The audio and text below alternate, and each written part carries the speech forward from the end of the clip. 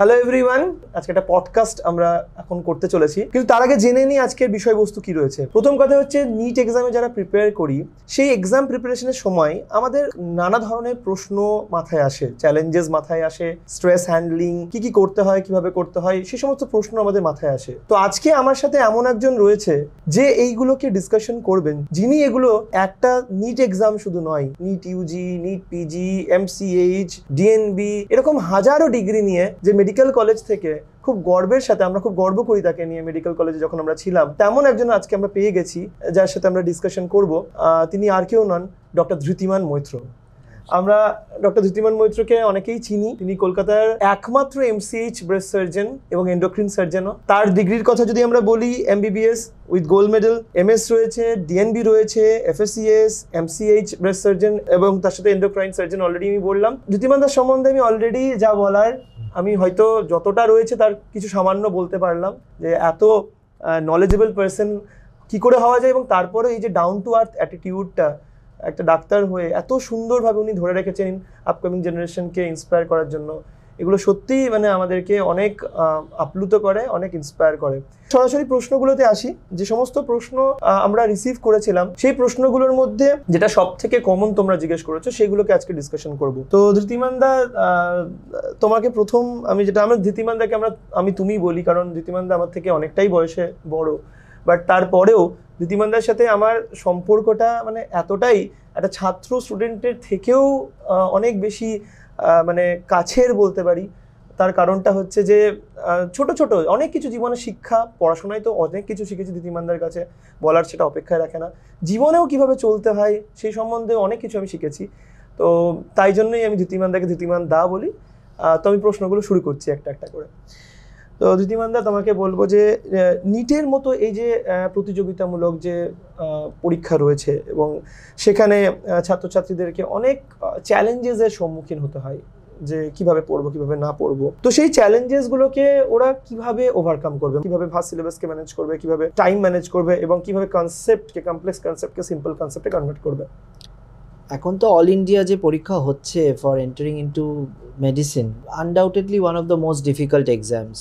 তো অবভিয়াসলি তার চ্যালেঞ্জেস তো আছেই, কিন্তু তার সত্ত্বেও প্রথমেই ছাত্রদের যেটা মাথায় রাখতে হবে, যে তার সত্ত্বেও বছরের পর বছর হাজার হাজার জন ছাত্র কিন্তু ঢুকছে। It is not unachievable. একদম। তাই জন্য প্রথমেই যেটা কি, নিজের ওপর আত্মবিশ্বাসটা, যেটা নিজের আত্মবিশ্বাসটাকে তৈরি করা, এবং নিজের আত্মবিশ্বাস কিন্তু ওই মনে মনে খালি আমি পাবোই এটা ভাবলে হয় না, অ্যাডিকুয়েট এফার্ট দিলে আত্মবিশ্বাস নিজে থেকেই তৈরি হয়। তো প্রথমে যে এরিয়াসগুলো, এক হচ্ছে যে vast syllabus and time management, দুটোকে আমি একসঙ্গেই বলবো। দেখো, এক তো ফিজিক্স, কেমিস্ট্রি, বায়োলজি, যারা তার সঙ্গে আবার ইঞ্জিনিয়ারিং এর পরীক্ষা দিচ্ছে তাদের তার সঙ্গে ম্যাথস একদম প্রিপেয়ার করতে হচ্ছে। এক একটা সাবজেক্টের ইনডেপথ নলেজ অ্যাকোয়ার করতে হচ্ছে। শুধু নলেজ নয়, কারণ questions are not necessarily memory, rote memory based.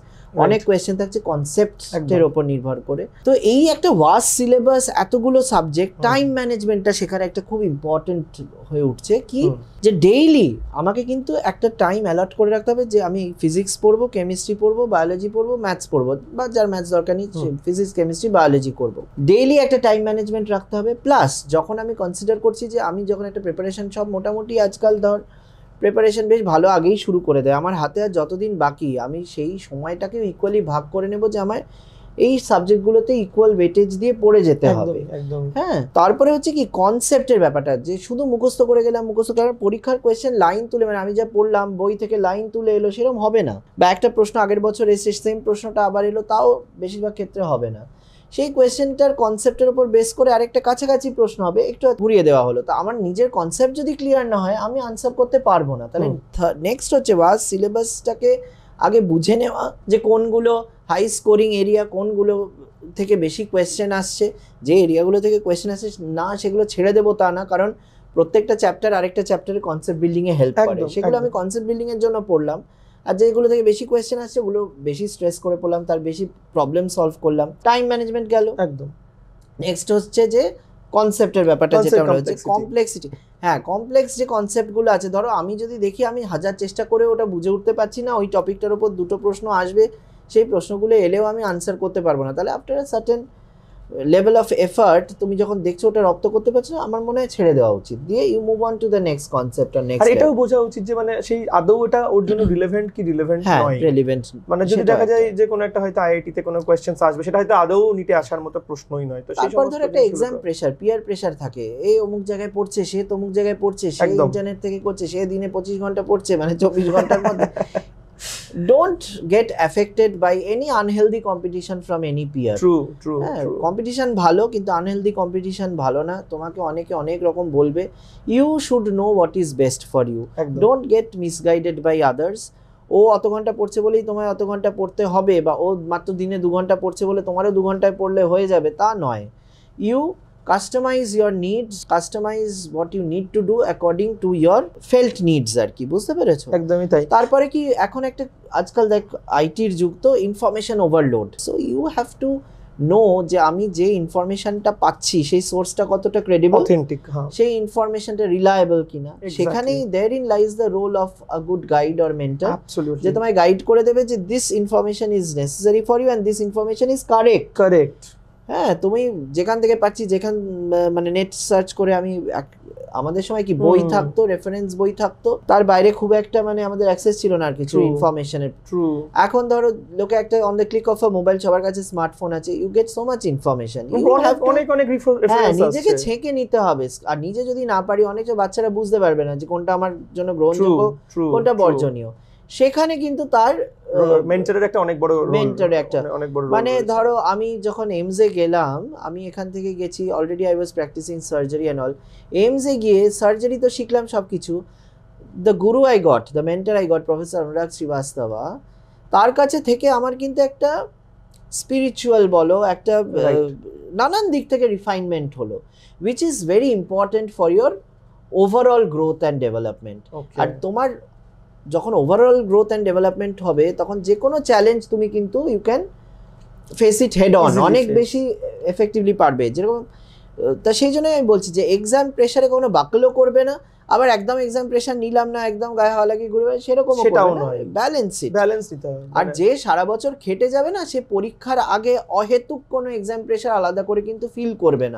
তার মনে হবে না যে এই 2 বছর আমি তো একদম সময় নষ্ট করলাম, এখন 15 দিনে এতটা পড়তে হবে, কি করে পড়বো। তুমি যদি কনসিস্টেন্টলি প্রিপারেশন নিয়ে থেকে থাকো, that will act as your confidence, that will act as your power to overcome all fear. True. একটা জাস্ট এখানে বলবো যে মোটিভেশন যে ব্যাপারটা, মানে এটা অনেক স্টুডেন্ট জিজ্ঞেস করে আমাকে মাঝে মাঝেই। দেখো, এটা কনসিস্টেন্সি রাখতে হবে। ধরো ডে 1-এ আমি কি ভেবে এই কোর্সটায়, মানে এই প্রিপারেশনের পথটায় ঢুকলাম, হ্যাঁ, নিজে পড়ছি, আমি একটা কোচিং সেন্টারে যাচ্ছি বা আমি স্কুলে যাচ্ছি, আমি প্রথম দিন কি চিন্তা করে ঢুকেছিলাম, এই সাবজেক্টগুলো আমি কেন নিয়েছিলাম, সেই চিন্তাটা মাথায় রেখে একটা কনসিস্টেন্ট এফার্ট দিয়ে যেতে হবে। হ্যাঁ, একটা mean kind of you should not deviate from the mean too much, যে একবার আমি খুব পড়ে নিলাম কদিন একদমই ছেড়ে দিলাম হাল। আর মোটিভেশনের জন্য একজন মেন্টর, একজন গাইড, একজন সিনিয়র আশপাশে, you do not have to go to lifestyle coaches for motivation always. Tomar ma can be your motivation, your father can be your motivation. You look within your family and your friend circle and your teachers to find someone who motivates you. তাদের কথাগুলো অনুসরণ করে চলো, যারা সবসময় ফিলটা দেয় যে আমি তোমার পাশে আছি, এই ফিলটাই ইম্পর্টেন্ট। এবং পড়াশোনার রিলেটেড আরেকটা কথা বলছি, রিভিশনের যে ব্যাপারটা, একটা যে আমি একটা জিনিস পড়লাম, শেখা হয়ে গেল, মিটে গেল, ওরকম না, কারণ চর্চা না থাকলে ভুলে যেতে বাধ্য। ব্রাশিং আপ কন্টিনিউয়াস লাগি। তো রিভিশন, রিভিশন বা repetition, repetition and eternal repetition, এই কথাটা আমি শিখেছি এমএস করার সময়। আমাদের প্রফেসর মৃত্যুঞ্জয় মুখার্জি স্যার ছিলেন, খুবই স্বনামধন্য সার্জন কলকাতা, ওনাকে সবাই অ্যাজ এ টিচার আমরা খুবই সম্মান করি, অ্যাজ এ সার্জন খুবই সম্মান করি। উনি বলতেন যে দেখো, আমরা স্যারকে মানে অবাক হয়ে যেতাম, স্যার কত বছর আগে পাশ করেছেন, কিন্তু সার্জারি পুঙ্খানুপুঙ্খ সবকিছু ওনার, not only the latest updates, even basics এত ক্লিয়ার। আমরা জিজ্ঞেস করতাম, স্যার বলতেন কারুর সারা জীবন সবকিছু মনে থাকে না। The secret of my this aspect of remembering everything is repetition, re-repetition and internal repetition. সেটা যদি করতে থাকো, দেখবে তোমার মধ্যে মোটিভেশনাল, যে পরীক্ষার জন্য আমি প্রিপারেশন নিচ্ছি, সেই মোটিভেশনটা কনস্ট্যান্টলি তোমার মধ্যে থাকবে, you will not lose it. বাচ্চাদের যেটা বলে যে ফোকাস হারিও না, যে আমি ডাক্তারি পড়ার জন্য সবে আই হ্যাভ সাইন্ড আপ, এখনই আমি ভেবে নেব না আমি ডাক্তার হয়ে গেছি, তাই জন্য আমি এখন একটা বিশাল কেউ, আমি এখন তারপরে কি করব, how smooth my life will be, সেই স্বপ্ন এক্ষুনি আমি দেখতে শুরু করব না, আগে আমি ঢুকি। তো সেই I will not move away from my focus, বুঝতে পেরেছো? মাথায় রাখবো যে হ্যাঁ ডাক্তার হলে আমার একটা ভালো লাইফ হবে, আমি মানুষের সম্মান পাবো, সব মাথায় রাখবো, কিন্তু ডাক্তার হওয়ার আগেই সেটা আমার মাথায় চলে গেল এবং আমি ডিমোটিভেটেড হয়ে গেলাম যে অ্যাজ ইফ আমি অলরেডি ডাক্তার হয়ে গেছি। হ্যাঁ, রিয়ালিটি চেকটা মানে আমি ডাক্তারিতে ঢুকলামই না, অথচ ভাবলো আমি ডাক্তার হয়ে গেছি, পড়াশোনা যে করছি তার মোটিভেশন চলে গেল, সেই জিনিসটাও আবার যেন না হয়। Dreaming is good, but you know don't lose touch with your reality. মাটিতে পা থাকতে হবে, স্বপ্নটা আকাশে দেখো। সেটাই ঠিক। আর একটা জিনিস তোমাকে জিজ্ঞেস করব যে নিটের প্রস্তুতির জন্য একটা স্টুডেন্টকে কি ধরনের গাইডেন্সের প্রয়োজন? এবার আমি এখান থেকে একটু সবাইকে বলে দিই যারা মানে পডকাস্টটা শুনছে, ধৃতিমানদার সময়ে, ধৃতিমান নিজে মুখেই বলুক যে ধৃতিমানদার জেই এবং ডাব্লিউবি জেই না আইআইপিএমটি কি ছিল পরীক্ষা, কেমন ছিল পরীক্ষা, তোমার একটু সময়ের এখন, কারণ তোমার ধরো এতগুলো ডিগ্রি হয়ে গেছে, সবচেয়ে প্রথম যেটা দিয়ে তুমি মানে পদক্ষেপ রেখেছিলে মেডিকেল সায়েন্সে, হয়তো ওরা ওটাই শুনতে চাইছে যে সেই সময় ডক্টর ধৃতিমান মিত্র কেমন ছিলেন? আমাদের 2003-এ আমি ঢুকেছি আর কি, আমি 2003-এ এইচএস পাস করেছি, 2003-এই মেডিকেলে ঢুকেছি। আমার জয়েন্টের র্যাঙ্ক ছিল 15 আর মানে মেডিকেলে আর ইঞ্জিনিয়ারিং এ ছিল 43। মানে আমাদের 15, ইঞ্জিনিয়ারিং এ 43। মানে আমাদের একটা joint West Bengal joint entrance exam হতো, যেটাতে ফিজিক্স, কেমিস্ট্রি, বায়োলজি আর ম্যাথস। আচ্ছা, যদি তুমি ডাক্তারি আর ইঞ্জিনিয়ারিং দুটোই অপ্ট করতে চাও, আর যদি যে ইঞ্জিনিয়ারিং শুধু করতে চায় তাকে বায়োলজি পরীক্ষা দিতে হতো না, যে শুধু ডাক্তারির জন্য পরীক্ষা দিচ্ছে তাকে ম্যাথস দিতে হতো না। তো আমরা দুটো জেনারেলি সবাই দুটোতেই বসতো, যাদের বায়োলজি থাকতো। শনি রবিবার সকালে ফিজিক্স হলো, দুপুরে কেমিস্ট্রি, পরের দিন সকালে ম্যাথস, দুপুরে বায়োলজি, এরকম ভাবে হয়ে গেল। তখন রিটেন টেস্ট হতো বোর্ডে যেরকম হয়, এবং বেশ সাবজেক্টিভ কোয়েশ্চেন্স থাকতো, স্ট্রাকচার্ড এসে টাইপ কোয়েশ্চেন, যেরকম ধরো 3 3 4 এরকম ভাবে। আচ্ছা, মানে লং কোয়েশ্চেন থাকতো, শুধু এমসিকিউ নয়, কোনো এমসিকিউই থাকতো না, এমসিকিউ পরে শুরু হয়েছে। আচ্ছা, তো মডিউল থাকতো 10টা মডিউল, সেই 10টা মডিউলের কোয়েশ্চেন আসতো, সব ম্যাথসেও বলো, বায়োলজিতে বলো, ফিজিক্স, কেমিস্ট্রি। তো আমাদের সেইভাবেই পরীক্ষা হয়েছে, পরপর 4টে পেপার ওরকম সমানে লেখা ডিফিকাল্ট ছিল, বেশ ডিফিকাল্ট। হ্যাঁ, তো আমার ওই বললাম যে র্যাঙ্ক এলো 15 আর 43, যাই হোক, তারপরে মেডিকেলে 15, ইঞ্জিনিয়ারিং এ 43। তো ডাক্তারিতেই পড়তে ঢুকলাম। তখন আমার নিজের খুব ক্ল্যারিটি অফ ভিশন ছিল না, মা বাবার ইচ্ছেতেই ডাক্তারিতে ঢুকলাম, তারপরে আস্তে আস্তে ডাক্তারিতে এগিয়ে যাওয়া। কিন্তু যে কোনো পরীক্ষাতেই বসতে গেলে প্রথমে তোমায় জানতে হবে পরীক্ষার প্যাটার্ন কি, right? You to understand the exam, negative marking আছে কি না, রাইট? সেই তুমি যদি পরীক্ষার প্যাটার্নই না জানো, তাহলে তোমার স্ট্র্যাটেজি তৈরি করতে পারবে না। এই বিষয়ে যে গাইডেন্স দিচ্ছেন তার কাছে যাওয়া, সেই লোকটাকে খুঁজে পাওয়া আমার আগে প্রয়োজন, যে কি পরীক্ষার প্যাটার্নটা কি, তবে তোমার স্ট্র্যাটেজি ঠিক করতে পারবে তুমি। তারপরে একটা নিজের স্ট্রাকচার স্টাডি প্ল্যান বানাবে। স্ট্র্যাটেজি হলো যে আমি, আমার স্ট্রং পয়েন্ট বায়োলজি, আমি বায়োলজির উপর স্ট্রেস দেবো। হ্যাঁ, কেউ ভাবলো আমার ফিজিক্স স্ট্রং পয়েন্ট, আমি সেটাতে এমফাসাইজ করব। এটা গেল হচ্ছে স্ট্র্যাটেজি বানানো। কিন্তু শুধু একটাতে আবার এমফাসাইজ করলে তো হবে না, তোমার যেটা তোমার উইক পয়েন্ট সেটাকেও তোমাকে নার্চার করে সেটাকেও স্ট্রেংথ বানাতে হবে, নইলে একটা কম্পিটিটিভ পরীক্ষায় তুমি লুজ আউট করবে, কারণ তোমার কম্পিটিশন যারা তারা সবকিছুতেই ভালো, তোমায় ধরে নিতে হবে। তা সেই বুঝে এবার তোমার স্টাডি প্ল্যান হলো, সিলেবাস জানলে, এবারে স্টাডি প্ল্যান করতে গিয়ে দেখলে কতটা কি কোন জিনিসগুলো মুখস্থ করতে হবে। এখান থেকে রোট মেমোরি বেসড কোয়েশ্চেন আসে, কোনগুলো কনসেপ্ট বেসড। কনসেপ্ট বেসড কোয়েশ্চেনের একটা মজা আছে যে তুমি কনসেপ্টটা যদি ক্লিয়ার করে ফেলতে পারো, সেখান থেকে যত কোয়েশ্চেনই আসুক সবই পারবে, তুমি সবই পারবে। তোমার মেমোরি যদি ফেলও করে তোমার কিছু প্রবলেম নেই। আর ওই ধরনের কোয়েশ্চেনগুলোয় ইট gives you an edge over the others, তুমি কম্পিটিটিভ পরীক্ষায় এগিয়ে যাবে অন্যদের তুলনায়। হ্যাঁ, তাই প্রথমে কনসেপ্টগুলো সব যেখানে যেখানে কনসেপ্ট ক্লিয়ার করার দরকার, সেই জায়গাগুলোকে মার্ক করে নিয়ে সেইগুলো করলে, সেটার জন্য অবভিয়াসলি যদি নিজে বই পড়ে তবে অনেক সময় পারবে না, তো তখন একটা কারো গাইডেন্স দরকার হয়। মক টেস্ট নিয়ে তুমি কি বলবে? মানে আমরা সবসময় শুনেছি যে আমাদের সময়ও ছিল মক টেস্ট। মক টেস্ট তো এখন শুধু মানে এই মানে হায়ার সেকেন্ডারি বা বোর্ডসের পরে ডাক্তারিতে ঢুকতে নয়, ডাক্তারিতে ধরো সেভারাল ধাপ, এমবিবিএস হলো, এমবিবিএস এর পরে মক টেস্ট দিয়ে প্র্যাকটিস করে তারা পোস্ট গ্রাজুয়েশনের পরেও এখন অনেক রকম কোচিং ক্লাসেস হয়েছে for enabling students to enter MCHDM, super speciality, যেটাকে মেডিসিনের এমবিবিএস এর পর যারা মেডিসিন সাবজেক্টগুলো নিয়ে পড়াশোনা করে তারা এমডি করে, তারপর সুপার স্পেশালিটি করে ডিএম হয়, আর সার্জারিতে হচ্ছে MS followed by MCh. Even ধরো ফেলোশিপস ইত্যাদি, তাতেও এখন এমসিকিউ পরীক্ষা নানা রকম, কোন এন্ট্রেন্সে কি ধরনের, ধরো এমআরসিএস এফআরসিএস পরীক্ষা দিচ্ছে লোকে, তারও সব মক টেস্ট অনলাইন, হ্যাঁ, বা ফিজিক্যালি গিয়ে। তো মক টেস্ট এখন চললো, সারা জীবন চলবে। তো বুঝে নিতে হবে যে কোনটা, মানে এক এক তুমি যে কোনো লেভেলেই দেখবে ইউ হ্যাভ মাল্টিপল অপশনস, শুধু পরীক্ষায় এমসিকিউ করছো না, এবারে মানে তোমার পরীক্ষার প্রিপারেশনের জন্য তুমি কার কাছে যাবে তারও দেয়ার আর সো মেনি অপশনস। তোমায় বুঝে নিতে হবে যে কোনটা তোমার প্রয়োজনটাকে মিট করছে। কে ধরো একটা ক্লাসে 60 জন স্টুডেন্ট আছে, যে কোচিং সেন্টারে 60 জনকে একটা গড়পড়তা পড়িয়ে দিয়ে টিচার বেরিয়ে গেল, সেটা obviously not as good as যেখানে তোমার 60 জনকে কাস্টমাইজ, যে এর এটা উইক তাকে এক্সট্রা ক্লাস নিয়ে এটা পড়িয়ে দিই, হ্যাঁ মানে এর এটা স্ট্রং তাহলে এটা আরেকটু স্ট্রং করে দিই, তাহলে এই টপিকে সব কোয়েশ্চেন সে পারবে।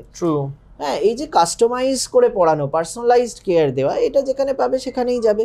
রিসোর্স সিলেকশন ভেরি ইম্পর্টেন্ট, কোনটা ক্রেডিবল, মানে আমায় একটা ধরো কোচিং সেন্টারের নোট দিয়ে দিল, সেই নোটে ফিজিক্সের ওল্ড কনসেপ্টস, নতুন কনসেপ্ট চেঞ্জ হয়ে গেছে, সেগুলো আপডেটেড নয়, হয়তো একটা ইজি ট্রিক আছে সেটা শেখানো হচ্ছে না, সেই জায়গাগুলো হবে না। শুধু মক টেস্ট দিলে হবে না, মক টেস্টে দুরকম, এক হচ্ছে নিজেকে একটা সেলফ পরীক্ষা দিয়ে গিয়ে তুমি আনসার কি পেয়ে যাচ্ছ, বা বাড়ি গিয়ে আনসারগুলো নিজে খুঁজে নিজে একটা অ্যাসেস করবে যে আমার এই পরীক্ষায় কত % পেতে পারি, তারপরে এই রেজাল্ট পেয়ে যাচ্ছে, তখন দেখবে যে রিয়ালিটি আর তোমার অ্যাসেসমেন্টের, পরীক্ষা বসার আগে একটা অ্যাসেসমেন্ট করবে যে এই পরীক্ষাটা আমি এত পেতে পারি, পরীক্ষা দেওয়ার পর নিজে একটা অ্যাসেস করবে, তারপরে যখন ফাইনাল রেজাল্টটা বেরোলো তখন তুমি অ্যাসেস করবে যে তোমার সেলফ অ্যাসেসমেন্টের সঙ্গে ফাইনাল রেজাল্টের কতটা এখনো অমিল আছে।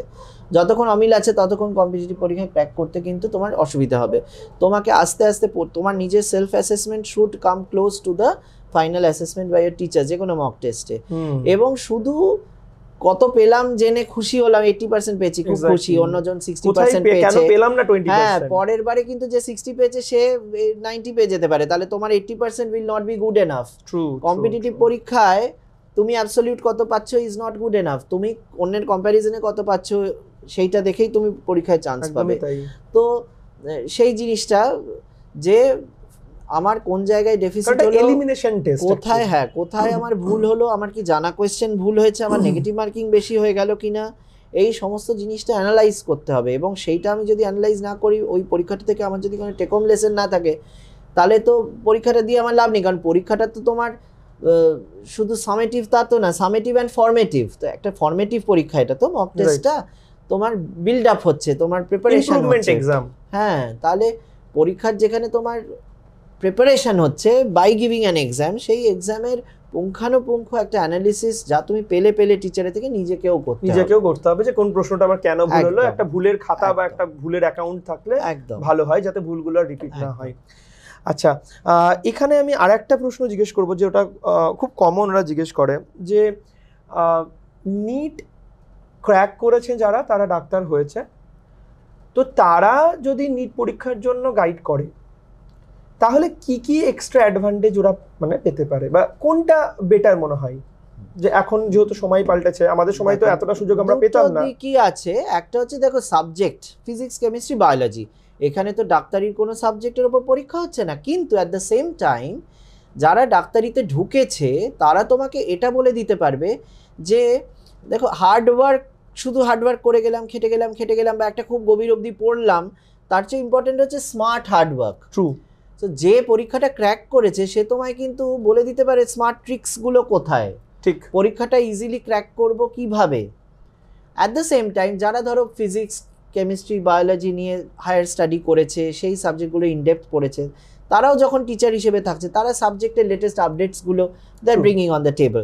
সো তাদের গাইডেন্সটাও ইম্পর্টেন্ট, মানে সাবজেক্টটা সম্বন্ধে জানার জন্য। তার সঙ্গে যে অলরেডি নিট ক্র্যাক করেছে তার একটা অ্যাডভান্টেজ, সে কিভাবে ক্রিক করলো, সেই চ্যালেঞ্জেসগুলো সে কিভাবে ওভারকাম করলো, সেই ট্রিক্সগুলো সে বলতে পারবে। আর 2 নম্বর, নিট ক্র্যাক করার জন্য একটা সাবজেক্টের যতটা জানা দরকার তারা কিন্তু ততটা জেনে ততটাই পরীক্ষা, মানে ততটার উপরই পরীক্ষা দিয়ে সাকসেসফুল হয়েছে।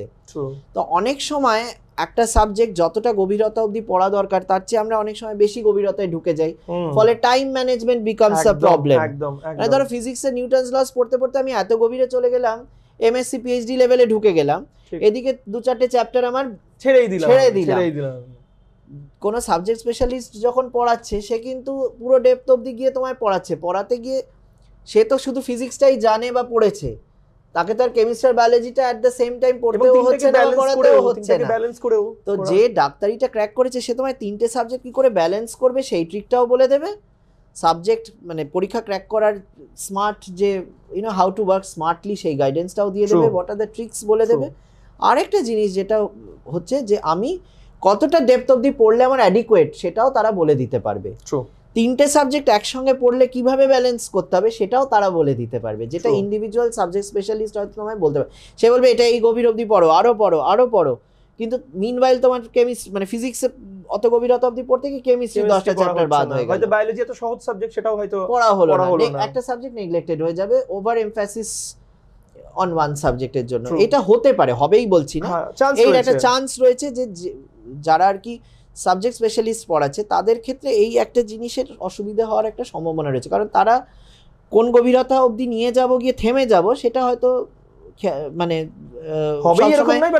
ফলো করবেন না, তারা তার সাবজেক্টে যতটা গভীরতা অবধি আছে পড়াতে পড়াতে হয়তো পুরোটাই কভার করতে চাইবেন, সেটার জন্য আবার টাইম ম্যানেজ, একই সিলেবাস ফাস্ট, টাইম ম্যানেজমেন্ট হচ্ছে না, সেটা একটু প্রবলেম হয়ে যেতে পারে আমার মনে হয়। একদম মানে একটা প্রপার এটা মানে ক্লিয়ার কাট। তবে দুজনেরই রোল আছে, একজন ডাক্তার যে পাশ করে, হ্যাঁ একজন আমি ধরো এতদিন আগে ডাক্তারি পড়ে পাশ করে গেছি, এখন আমি হঠাৎ ফিজিক্স বায়োলজি কেমিস্ট্রি পড়াতে চাইলে পারবো না পড়াতে, কিন্তু যে ধরো পড়ে পাশ করেছে এবং টাচে আছে, কন্টিনিউইটি আছে তার একটা, সে পড়ালে কিন্তু আমার মনে হয় এই জায়গাগুলো বেটার হবে, যে সে ব্যালেন্স করে কি করে তিনটে সাবজেক্টের ব্যালেন্স, সে সাবজেক্টটা সম্বন্ধে যতটা জানা দরকার বলে দেবে, যে নিট লেভেলে কতটা দরকার, তার বিয়ন্ডে সেও পড়েনি, সে তার জানে, রিসেন্ট ট্রেন্ডটা জানে, সে এই জিনিসটাই কি থামতে জানবে যে কতটা অবধি পড়িয়ে ওই জায়গাটায় থেমে যেতে হবে, ব্র্যাকেট যেটাকে বলি, ব্র্যাকেট অফ দ্য সিলেবাস, সেটা খুব ইম্পর্টেন্ট। মানে দেখো একটা অলরেডি ইনফরমেশন ওভারলোড থেকে আমরা ভুগছি, একটা ছাঁকা জিনিস পাওয়া, হ্যাঁ, আর একটা আনফিল্টার্ড পাওয়া, দুটোর মধ্যে তো তফাৎ আছে। এক্স্যাক্টলি, মানে আমরা তো আর গুগল হতে পারবো না কোনোদিনই যে যাই যত ইচ্ছা ততই মনে রাখছি। আর একটা প্রশ্ন মানে খুব কমন, মানে এটা জেনারেলি সেই সমস্ত পেরেন্টসরা করেন যাদের বাবা মাদের ছোটবেলা থেকে ইচ্ছা থাকে আমার ছেলে মেয়ে ডাক্তার হোক। তো অনেকেই থাকে, আমাদের মাঝে মাঝে কোয়ারি আসে যে আমার ছেলে 3-তে পড়ে, 4-এ পড়ে, 5-এ পড়ে, 6-এ পড়ে।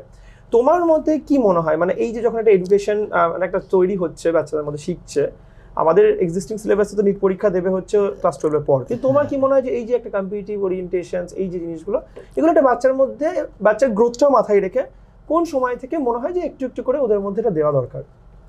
আজকাল এমনি দেখো অনেক হাস্য কৌতুক এমনি করি আমরা, যে আজকাল পেটে মানে মায়ের পেট থেকে বেরিয়েই বাচ্চাকে বলা হয় তুমি ইঞ্জিনিয়ার হবে, তুমি ডাক্তার হবে, সেটা ঠিক নয়। ক্লিয়ারলি তাকে না বলে, এই ধরো আমি ইংল্যান্ডে যখন ফেলোশিপে গেছি দেখেছি বাচ্চারা একটা মানে প্রি মেডিকেল ওরিয়েন্টেশনের জন্য তাদের পাঠাচ্ছে, হাসপাতালে শুধু অবজারভার হিসেবে কাজ করছে বা অ্যাজ এ ভলেন্টিয়ার কাজ করছে, বা ট্রপিক্যাল কান্ট্রিজে আফ্রিকায় গিয়ে ওয়ার্ডে গিয়ে ওরা কাজ করছে। আমাদের মেডিকেল কলেজে ওরা অনেক সময় বিদেশ থেকে কিছু কিছু ছাত্র আসে, এইগুলো মানে আমাদের ডক্টর হান্টেও কিন্তু তুমি এটা করেছিলে যে জিনিসটা, মানে ওরা ডাক্তারিতে ঢোকেনি কিন্তু ওদের একটা ওরিয়েন্টেশন হচ্ছে এবং ওরা নিজেরাও বুঝছে বা ওদের টিচাররাও বুঝতে চাইছে যে এ ডাক্তারি পড়লে কত ভালো ডাক্তার হবে, বা আদৌ ডাক্তারি পড়াটা এর জন্য ইজ দ্যাট পারসন মানে স্টুডেন্ট ফিট ফর মেডিসিন।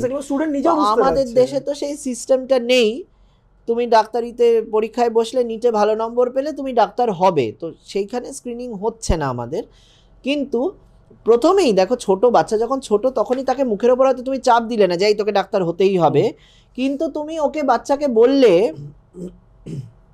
যে দেখ ডাক্তারি পড়তে গেলে এইগুলো লাগে, বা এই একটা ওরিয়েন্টেশন তৈরি করা, ডাক্তার হলে কি প্লাস মাইনাস তার রিয়ালিটিতে।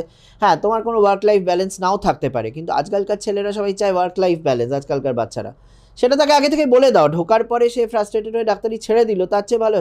তো এই একটা ওরিয়েন্টেশন তো অনেক ছোট বয়স থেকেই শুরু হওয়া উচিত। এবং এই যে আজকাল আমরা ধরো একটা মানে হাই স্কুলে যখন বাচ্চা এলো তাকে একটা ওরিয়েন্টেশন দেওয়া যেতে পারে যে হ্যাঁ দেখো ডাক্তারি পড়বে কি তুমি, পড়লে এই তোমার প্লাস মাইনাস, সে স্বপ্ন দেখে যাচ্ছে পড়বে অথচ সে রিয়ালিটিটাই জানলো না, এটা একটা। আর 2 নম্বর হচ্ছে ফর প্রিপারেশনের জন্য আমার মনে হয় মোটামুটি ক্লাস 7-8-এ বোঝা যায় বাচ্চার অ্যাপটিটিউড কী, সে কীরকম করছে, পরীক্ষায় দেখা যায় সায়েন্স, এই যে বিভিন্ন কম্পিটিটিভ পরীক্ষাগুলো হয়, সায়েন্স ট্যালেন্ট সার্চ, ন্যাশনাল লেভেলে অলিম্পিয়াডগুলো হয়, সেগুলোতে তাদের পার্টিসিপেট করানো, দেখা যে সে কতটা তার অ্যাপটিটিউড আছে। অ্যাপটিটিউড শুধু নলেজ বা স্কিল নয়, নলেজ অ্যাটিটিউড বলে, অ্যাটিটিউড অ্যান্ড স্কিল, এমপ্যাথি কতটা আছে, এইগুলো সবই মানে পারিপার্শ্বিক টিচারদেরও একটু অ্যাসেস করা দরকার, স্টুডেন্টদের সেলফ অ্যাসেসমেন্টও থাকা ভালো। নইলে পরে গিয়ে কী হয়, তারা ঢুকলো ডাক্তারিতে বাট পরে they do not have successful careers as a doctor because of lack of empathy, lack of that attitude to be a good doctor. হ্যাঁ, আর 9-10-এ মোটামুটি সায়েন্স নিয়ে যখন পড়াশোনা একটু গভীরে যাচ্ছে তখন একটু অন্যদের থেকে আরো বেশি গভীরে পড়ি, একটু এগিয়ে যায়, একটু অ্যাডভান্সড পড়া, হ্যাঁ এগুলো। আর 11-12-এ তো পড়তেই হবে। বোর্ডের পরীক্ষা যে পড়া, ধরো 11-12 মিলিয়ে পরীক্ষা হচ্ছে, আর সরি বোর্ডের পরীক্ষা খালি 12-এর পড়াটার ওপর হচ্ছে, 11-এর পড়াটা হচ্ছে না। কিন্তু তোমার যখন কম্পিটিটিভ পরীক্ষায় বসছো, বোর্ডের পরীক্ষার কদিন বাদেই হচ্ছে, টাইম থাকছে না, তো তোমার 11-এর পড়াটাও লাগছে। তাই প্রথম থেকে 11 আর 12-এর পড়া একসঙ্গে সুন্দর করে ব্যালেন্স করে করা, 11টার সঙ্গে নট টু লুজ টাচ। কারণ সেক্ষেত্রে তুমি দেখো যদি শুধু বোর্ডের ওপর কনসেন্ট্রেট করো, তুমি কারেন্ট ইয়ারে পাবে না, তোমার 11-এর পড়াটা তো আউট অফ টাচ হয়ে গেছে। তুমি যত রিভাইজ করতে থাকবে তুমি পাবে, নইলে তোমাকে আবার ড্রপ করে প্রিপারেশন নিয়ে পরের বার দিতে হবে, এই সমস্যাটা হয়। এই প্রসঙ্গে একটা কথা জিজ্ঞেস করবো, যে মানে আমি আরেকটা প্রশ্ন আমি এখানে পেয়েছিলাম, যে যদি কোনো স্টুডেন্ট ফ্রেশার যখন রয়েছে, মানে সে ক্লাস 12-এ দেওয়ার সময় নিট পরীক্ষাতে, মানে প্রথমে তুমি যেটা বললে যে বোর্ড দিচ্ছে, তার 1-2 মাস পরে যখন নিট পরীক্ষা দিচ্ছে, যেমন এবছরে 5ই মেতে নিট আছে, তার আগে 1-2 মাস আগেই বোর্ড পরীক্ষা হয়েছে, শেষ হয়েছে, দিয়েছে। আমার একটা প্রশ্ন যেটা ওরাও জিজ্ঞেস করছে বারবার করে, যে যদি প্রথমবার ফেল হয়ে যায়, মানে ফ্রেশার অ্যাটেম্পটে যদি আমি ফেল হয়ে যাই, তাহলে মানে সফল হতে পারলো না কোনো একটা স্টুডেন্ট প্রথম অ্যাটেম্পটেতে, তাহলে তার জন্য কি কি অ্যাডভাইস তুমি রাখবে, মানে কি কি অ্যাডভাইস বলবে? সে ফেল হয়ে গেল ফার্স্ট অ্যাটেম্পটে। কথা হচ্ছে ফেলিয়ার হিসেবে দেখবই না। কম্পিটিটিভ পরীক্ষা খারাপ, মানে অন্যদের তুলনায় আমি ভালো পারিনি তাই আমার হয়নি, যদি ওইটাই একদম এটা it would be stamped as a failure, তাহলে কখনোই সেকেন্ড অ্যাটেম্পটে পরীক্ষা দেওয়ার ব্যবস্থাটাই থাকতো না। when there is a system of appearing for the exam umpteen number of times, তো আমার কাছে umpteen number of times আছে, একবার পেলাম না মানে সেটা ফেলিয়ার নয়, প্রথম কথা। দ্বিতীয় কথা হচ্ছে, একটা যেটা বললাম যে একটা স্ট্র্যাটেজি রাখা ভালো, যে আমার 11-এর আর 12-এর পড়াটা সাইড বাই সাইড আমি করতে থাকি একদম শুরু থেকে শেষ অবধি, I should stay in touch with both, তাহলে আমার হয়তো কারেন্ট ইয়ারে হয়ে যাওয়ার চান্সেস বাড়লো। তার সত্ত্বেও যদি না হয়, যখন আমি পরের বার আবার পড়ছি, একটা to stay motivated through out, শুরু থেকে শেষ অবধি তোমার সেম মোটিভেশনটা রাখতে হবে। আমি একবার পারিনি বলেই আর পারবো না, আমার দ্বারা কিছু হবে না, এটা ভাবার কোনো জায়গাই নেই। বছরের পর বছর ছেলেরা বারবার দিচ্ছে, আমাদের সময় জানি না, আমরা তো এইচএস এর সঙ্গে একই বছরে পেয়েছি, তখন অনেক রকম কারণ ছিল, মানে পরীক্ষার প্যাটার্ন যেরকম ছিল ইত্যাদি। আর এখন এমনি ওয়েট লিস্টেড, মানে আগের বছর এখনো কিন্তু জানো তো, মানে যা আমি দেখেছি যে যারা একটু মানে ড্রপ করছে, এটাকে আমরা ড্রপার বলি অ্যাকচুয়ালি, তো সেই ক্ষেত্রে একটা প্রবলেম আসে, সেই প্রবলেমটা হচ্ছে যে ওরা এই যে পেশেন্সটা, আমার বন্ধুরা কোনো না কোনো কলেজে চলে যাচ্ছে, আমি একা হয়ে গেলাম, আমি যে ঝাঁকের মধ্যে ছিলাম সেই ঝাঁক থেকে আমি সেপারেট হয়ে গেলাম। দেখো তুমি একা এসছো, একা যাবে, কোনো ঝাঁকের ব্যাপার নেই। এটা আমাদেরও হতো যে স্কুলে যখন মানে আমরা নিচ্ছি বায়োলজি, কেউ নিচ্ছে কম্পিউটার সায়েন্স, তখন জেনে যাচ্ছি যে ভবিষ্যতে পথটা আলাদা হয়ে যাচ্ছে, তখনই আমাদের কি মনে খারাপ হচ্ছে যে ওই বন্ধুটার সঙ্গে আমি এক ক্যারিয়ারে থাকলাম। কিন্তু আলটিমেটলি ডাক্তারিতে ঢুকে তোমাকে তো এমডিএমএস করতে হচ্ছে, তারপরে ডিএমএমসিএইচ করছো, কেউ এন্ডোক্রিনোলজিস্ট হচ্ছে, কেউ নিউরোসার্জন হচ্ছে, কেউ নিউরোলজিস্ট হচ্ছে, আর তারপরে দিনের শেষে তুমি যখন বাড়ি ফিরছো, তুমি তখন একা, you are with your family. তো সেখানে বন্ধু বিচ্ছেদ হয়ে গেল, সেটা কোনো কথা নয়। কোনো বন্ধু ডাক্তারিতে ঢুকবে, কোনো বন্ধু ইঞ্জিনিয়ারিং এ, কোনো বন্ধু জেনারেল লাইনে, তুমি প্রিপেয়ার করে আবার পরের বছর ডাক্তারিতে ঢুকবে। তো এটা একটা, তো সেই জন্য প্রথম থেকে তোমায় লেগে থাকতে হবে, পজিটিভিটিটা রাখতে হবে, হারিয়ে ফেললে চলবে না। You have to reflect, introspect, যে আমার কেন হলো না, আমার কেন হলো না সেইটা ইন্ট্রোস্পেক্ট করে ওয়ার্ক অন ইট। তোমার কোন জায়গায় ডেফিসিট হয়েছিল তুমি সেইটা একটু মেকআপ করার চেষ্টা করো। আমি একটা জিনিস এর মধ্যে রিভাইজ ইওর স্ট্র্যাটেজি। আমি একটা জিনিস জাস্ট বলবো, যে একটু হাইলাইট করলে ভালো হয়, যে মানে like health management and stress management, মানে এটা তো মানে যবে থেকে ডাক্তার হয়েছি তার আগেও দেখছি গিয়ে যত দিন যাচ্ছে স্ট্রেস বাড়তেই থাকছে। মা বাবা বলছে পার্ট অফ ইওর লাইফ। দেখো তুমি একটা ডাক্তার হতে চলেছো, প্রথম রিয়ালিটি চেক হচ্ছে যে you have to know you will have a stressful life. তাহলে প্রথম থেকে আমি যদি স্ট্রেস ম্যানেজ করতে না পারি, অল্পতেই ভেঙে পড়ি, তাহলে তো হবে না। স্ট্রেস বিল্ডিং অ্যান্ড হেলথকে ভালো রাখার প্রথম উপায়, আমার তো কোনো রোগ নেই, আই এম প্রিভেন্টিং ডিজিজ, সেটা করার বেস্ট উপায় হচ্ছে কি discipline. I will have a discipline life. আমি সময়ে খাবো, সময়ে ঘুমাবো, সময়ে পড়াশোনা করব, সময়ের কাজটা সময়ে করব, একদম উচ্ছৃঙ্খল জীবনযাপন করব না। নানা রকম উচ্ছৃঙ্খল হ্যাবিটস, আজকাল আরবানাইজেশন এন্ড গ্লোবালাইজেশন হয়ে মানুষের নানা রকম হাতছানি, ঠিক আছে ইচ্ছে করবে মাঝে মাঝে করলে ঠিক আছে, কিন্তু মানে আই ওন্ট আস্ক ইউ যে একদম সাধু হয়ে যাও, ঠিক আছে, do everything but in moderation and একটা ডিসিপ্লিন লাইফ লিড করা প্রথম থেকে। আমি যদি আমার জীবনের শুরু থেকে একটা ডিসিপ্লিন লাইফ লিড করি, আমার হেলথও ভালো থাকবে, স্ট্রেস ক্যানট এফেক্ট মি। আর আমার কাজটা আমি যদি ঠিকভাবে করে যাই, তাহলে আমি যদি ঠিক পথে থাকি, স্ট্রেস আমায় এফেক্ট করবে না। ধরো আমি যদি প্রথম থেকে একটা ম্যাল প্র্যাকটিস করি, যে পেশেন্টের অপারেশন দরকার নেই আমি তার অপারেশন করে দিলাম, তাহলে আমার মাইন্ডে সবসময় স্ট্রেস থাকবে যে এই পেশেন্টটা যদি জানে যায় যে আমি অকারণে এর অপারেশন করেছি, এর তো রোগ সারবে না, আমার যার দরকার নেই তার আমি অপারেশন করলাম, তার তো রোগ সারবে না, সিমটমস কমবে না, দ্যাট উইল গিভ স্ট্রেস। আমি ভুল কাজ করলেই দ্যাট ভুল কাজ will give stress to me. একদম ট্রু, তাই না? সেই ভুল কাজগুলো থেকে আমাদের স্ট্রেস অ্যারাইজ করে। মানে এটা যদি ওদের ফাঁকি দিলাম, সারা বছর পড়লাম না, সেটাই আমায় স্ট্রেস দেবে। The backlog will give me stress. Exactly. আমি পড়াশোনা করে যাচ্ছি নিয়মিত, আমি সময়ের কাজটা সময় করছি, সেটা আমার কোনোদিন স্ট্রেস অ্যারাইজই করতে দেবে না। ঠিক ঠিক। আচ্ছা, এবার একটা অনেক ছাত্র, এটা ছাত্রদের থেকেও, ছাত্রদেরও প্রশ্ন, এটা বাবা মারও প্রশ্ন থাকে যে যখন আমাদের সাথে কথা বলেন, যে একটা যখন কোচিং ইনস্টিটিউটকে আমি সিলেক্ট করব, কারণ কম্পিটিটিভ এক্সামসটা তো একটা এলিমিনেশন টেস্ট, এটা আমাদের ওই বোর্ডের মতো নয় আমাকে 80 পেতে হবে 90 পেতে হবে। এটাতে আমি যদি 90 পাই, আমি যেন বাকিরা যেন একটু আমার থেকে কম পাই, বা ইনডাইরেক্টলি বাকিরা যা পাচ্ছে আমি তার থেকে যেন একটা নম্বর বেশি পাই। মার্কসের কোনো রোল নেই, কোনো রোল নেই এখানে, কম্পারেটিভ মার্কস, পার্সেন্টাইল যেটাকে আমরা বলি, সেখানে মেন রোল যে আমার পজিশনটা কত এক্স্যাক্টলি এখানে। তো সেই জায়গাটায় দাঁড়িয়ে একটা কোচিং ইনস্টিটিউট যখন সিলেক্ট করবে, মানে একজন মানে কি মানে আমরা কিছুজন প্যারেন্টসকে দেখি তারা খুবই স্মার্ট, তারা প্রপারলি অ্যানালাইসিস করে কোচিং ইনস্টিটিউটে ভর্তি করে, কিন্তু অনেক প্যারেন্টস আছে বুঝতে পারেন না যে কি কি জিনিস দেখবে, বা স্টুডেন্টও বুঝতে পারছে না। তো তোমার মতে যদি বলা হয় যে 3-4টে একটা ছোট টিপস দাও যে কিভাবে ওরা ইনস্টিটিউট সিলেক্ট করবে। দুটো জিনিস, এক হচ্ছে প্যারেন্টসরা আবার খুব ওভার অ্যাক্টিভ হলে মুশকিল, but they can always guide their children, the students, they should know their plus and minus and their needs. আমার প্রয়োজনগুলো যে কোচিং সেন্টার মিট করতে পারবে আমি সেখানে যাব, আমি সেই কোচিং সেন্টার সম্বন্ধে আইডিয়া নেব from my peers and from my seniors. এখানে এইভাবে পড়ানো হয়, এখানে এইভাবে পড়ানো হয়, সবাই আলাদা টেকনিকে পড়ায়, যে পড়ানোর টেকনিকটা শুনে আমার মনে হবে যে আমার স্যুট করছে, আমি সেখানেই যাব। এমন জায়গায় যাব যেখানে 60টা বাচ্চাকে একরকম একটা ক্লাসের মধ্যে একরকম পড়িয়ে দিয়ে টিচার বেরিয়ে গেল, তা হবে না। কোন বাচ্চার কোন জায়গায় ডেফিসিট সেটা আলাদা করে দেখা হবে, সেই প্রিভিলেজটা দেওয়া হবে, সেই তাদের ডাউট থাকলে সেটা অ্যাডিকুয়েটলি ক্লিয়ার করা হবে। এবং শুধু ডাউট, একটা বাচ্চা একবার হাত তুলে হয়তো খুব সাহস জড়ো করে, অনেক ইন্ট্রোভার্ট হয়, অনেক ইন্ট্রোভার্ট হয়, সাহস জড়ো করে একবার প্রশ্ন করলো, টিচার বুঝিয়ে দিয়ে এই বুঝেছো তো, বা দ্বিতীয়বার জিজ্ঞেস করলে টিচার বিরক্ত হতে শুরু করলো। টিচাররা বলার সময় বলে যে হাজারবার জিজ্ঞেস, কিন্তু তৃতীয়বার জিজ্ঞেস করলেই বিরক্ত হতে শুরু করে, এতবার বুঝতে পারছো না, বোকা নাকি, হ্যাঁ ও বুঝে গেল তুমি বুঝলে না কেন। হ্যাঁ, তো সেই জায়গাটা রাখতে হবে যে একটা ছাত্র যদি সত্যি বুঝতে না পারে, তাকে একটু এনকারেজ টু আস্ক কোয়েশ্চেন।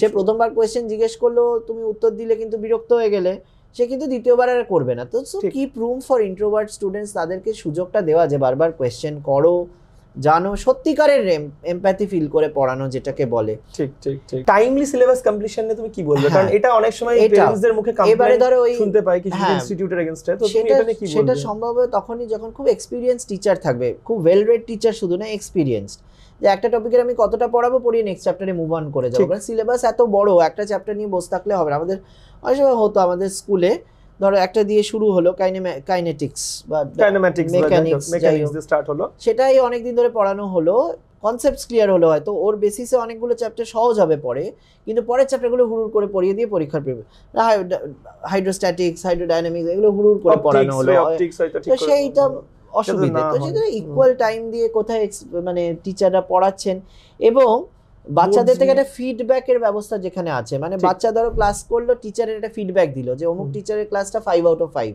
অমুক টিচারের ক্লাসটা 2 আউট অফ 5, তাহলে there could be internal reviews.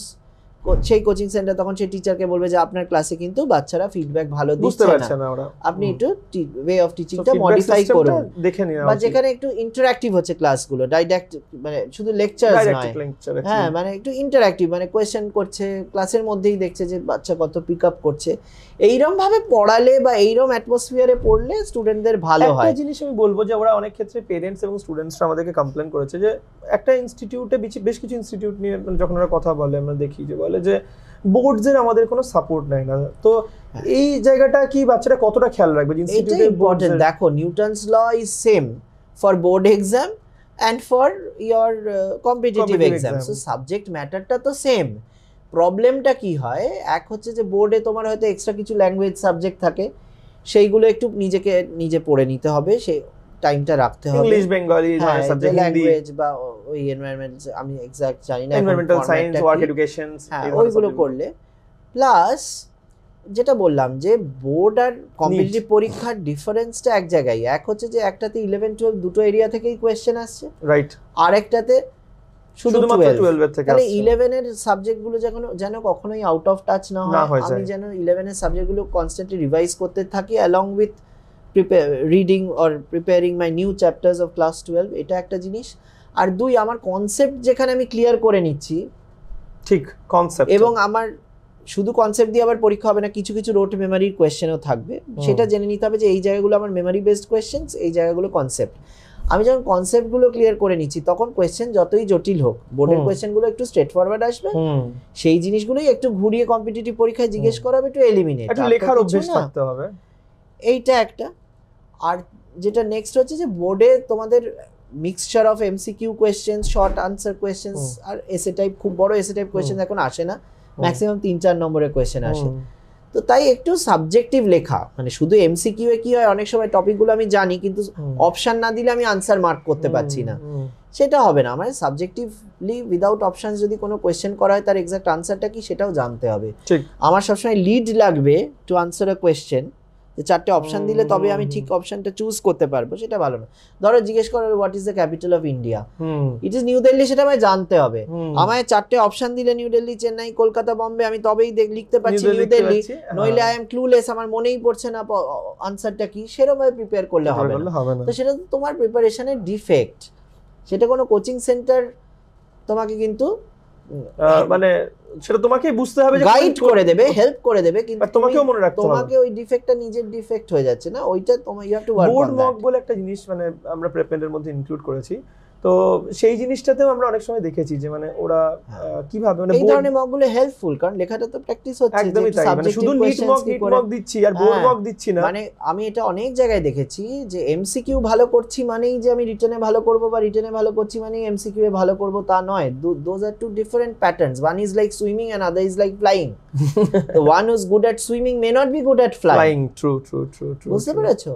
এই ধর আমি যখন এমস থেকে ওই ইংল্যান্ডে গেলাম, একটা আমাদের ওখানে তখন তো মানে আমি এমসিএইচ করছি এমস এ, আচ্ছা, ওখানে কি হলো, পেপার প্রেজেন্টেশন, এমসিকিউ এক্সাম, আচ্ছা, plus you have to talk on a topic, extempore, okay, extempore talking একটা হলো, এরকম ভাবে সব দিক দেখে তারপরে অ্যাসেস করে পাঠালো। তো এখন নিটে তো সেটা হচ্ছে না, সেটা আমাদের পরীক্ষার প্যাটার্নের একটা ড্রব্যাক বলো। তো আমার যেটা প্যাটার্ন আছে আমাকে তার মধ্যেই এক্সেল করতে হবে, সাইড বাই সাইড বোর্ডেও ভালো করতে হবে। তো সেটার জন্য আমার যে ধরো একটা তো বললাম যে 11 এর পড়াটা সমানে ভালো করে যাওয়া, যাতে you do not lose touch with class 11 syllabus, সেটা মাথায় রাখতে হবে for doing well in competitive in the current year মানে তোমার বোর্ডের ইয়ারেই যদি ভালো করতে চাও, সাইড বাই সাইড লেখা প্র্যাকটিস করা, এই দুটো জিনিসের উপর জোর দিলেই আমার মনে হয় বোর্ডস এন্ড কম্পিটিটিভ দুটোই একসাথে ম্যানেজ হয়ে যাবে। ওদের জন্য কি বেস্ট, অনেকক্ষণ আমরা নানা রকম বললাম, আশা করি এগুলো শুনে তোমাদের হেল্প হবে। All the best wishes. তারপরে ডাক্তারিতে মেডিকেল কলেজে এলে তো দেখা হবেই, তাদেরকে ওয়েলকাম টু দ্য ফ্র্যাটার্নিটি। আর হয়তো স্টুডেন্ট হিসেবেও তোমাদের পাবো যারা ক্যালকাটা মেডিকেল কলেজে আসবে, কারণ আমি এখন ওখানে পোস্টেড, জানি না পরে আবার অন্য কোথাও পোস্টেড হতে পারি, তখন আবার যে মানে ডিপেন্ড করবে যে আমি কোথায় পোস্টেড আছি, যাই হোক। কিন্তু অ্যাজ স্টুডেন্টস আমরা অন্য কলেজের ছেলেদেরও তারা এসে হেল্প চাইলে পড়াই বাই করি। বাহ, খুব ভালো। তো আজকে আমরা এখানেই পডকাস্টটা শেষ করলাম, আশা করছি সবার খুব ভালো লেগেছে। আমি ডক্টর দেবজ্যোতি, আমার সাথে ছিল আজকে ডক্টর ধৃতিমান মৈত্র। আজকে আমরা এখানে পডকাস্ট ফিনিশ করছি। নমস্কার।